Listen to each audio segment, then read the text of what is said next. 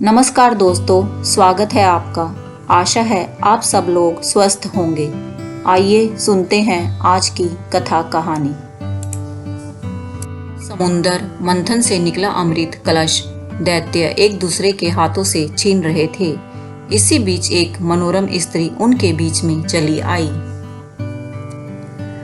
सभी उस मनोरम स्त्री के सौंदर्य को देख मोहित हो गए।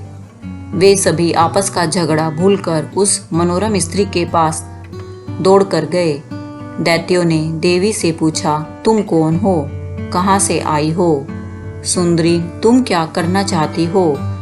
देवी को देख दैत्यों के बीच खलबली मच गई। दैत्य कहने लगे, अब तक देवता, गंधर्व, चारण और लोकपालों ने तुम्हें स्पर्श तक नहीं किया होगा।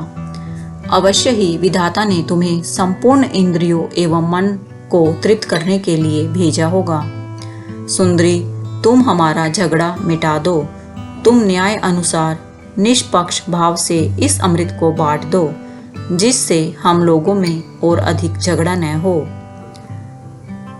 वास्तव में श्री हरि विष्णु योगमाया शक्ति से युक्त हो मोहिनी अवतार धारण किए हुए दैत्यों के पास गए थे। योग माया शक्ति के प्रभाव से तीनों लोकों में ऐसा कोई भी नहीं है जिसे वश में नहीं किया जा सकता। यही योग माया शक्ति आदि शक्ति है। दैत्यों की प्रार्थना पर तीनों लोकों को मोहित करने में समर्थ मोहिनी देवी ने दैत्यों से हंसकर कहा, मैं माया हूँ तथा आप महर्षि कश्यप के संतान हैं। मुझे न्याय का भार क्यों दे रहे हो? बुद्धिमान पुरुष को स्वेच्छाचारी स्त्रियों पर कभी विश्वास नहीं करना चाहिए।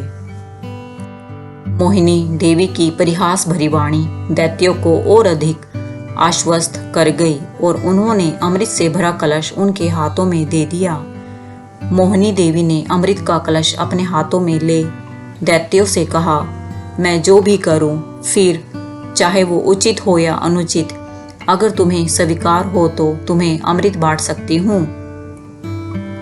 मोहिनी की मोहयुक्त मीठी बात सुनकर सभी दैत्य देवी मोहिनी के प्रस्ताव पर सहमत हो गए।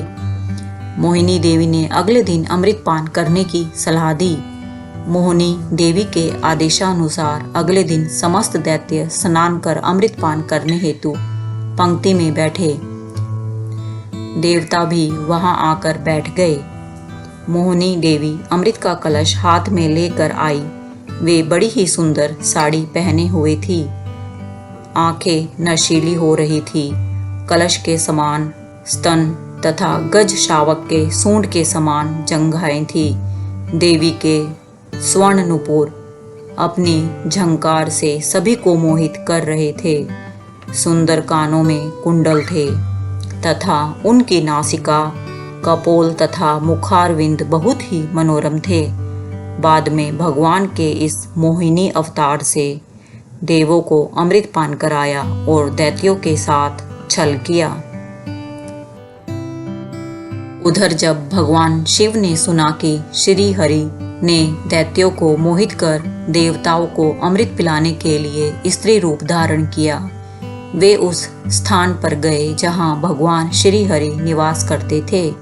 वहां जाकर शिव जी ने भगवान श्री हरि की स्तुति वंदना की। श्री हरि ने शिव जी को दैत्यों को मोहित करने वाले मोहिनी रूप के दर्शन कराए। एकाएक शिव जी एक रंग बिरंगे फूलों से भरे पूरे उपवन में पहुंच गए। वहां उन्होंने बड़े ही सुंदर परिधान पहने हुए, कमर में करधनी पहने एक सुंदर स्त्री को क्रीड़ा करते हुए देखा।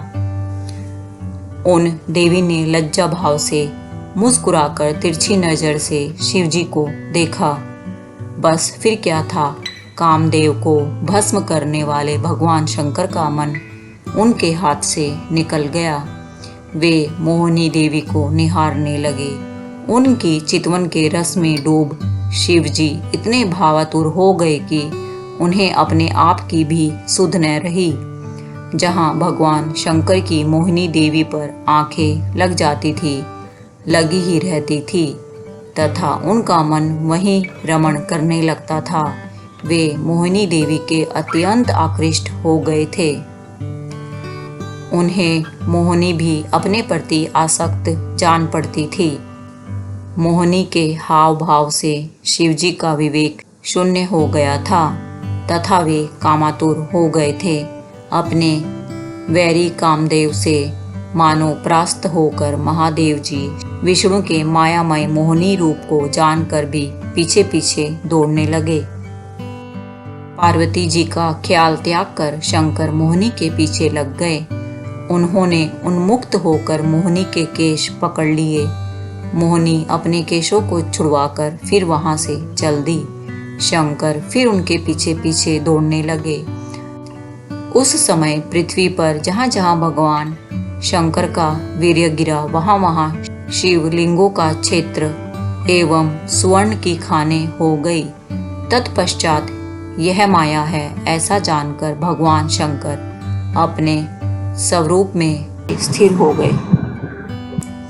दोस्तों, कमेंट करके बताएं आपको आज की कहानी कैसी लगी। यदि यह धार्मिक कथा कहानी आपको बहुत अच्छी लगी है तो इसको लाइक करें। दोस्तों, अगर आपने अभी तक यह चैनल सब्सक्राइब नहीं किया है तो इसे सब्सक्राइब करके मेरी YouTube फैमिली का सदस्य बन जाएं। धन्यवाद। जय सिया राम। ओम नमः शिवाय।